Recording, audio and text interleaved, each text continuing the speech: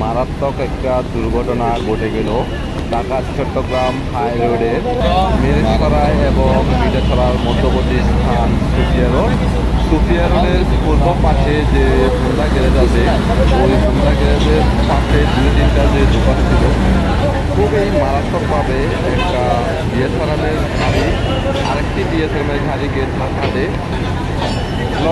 পাঁচশো মতে জানা গেছে উপস্থিত যারা ছিল মোট 6টায় এই ঘটনাটি ঘটে। খুব জোরে বিএসআরএমের একটি গাড়ি খুব দ্রুত রানিং করে আসে এবং সামনে থাকা গাড়িটিকে খুব জোরে ধাক্কা দেয়, কিন্তু ড্রাইভার নিয়ন্ত্রণ করতে পারে নাই। চেষ্টা করেছিল, হ্যান্ড ব্রেক সহ দিয়েছিল, কিন্তু নিয়ন্ত্রণ করতে পারে নাই। অনেক জোরে সরে আঘাত করেছে অপর গাড়িকে।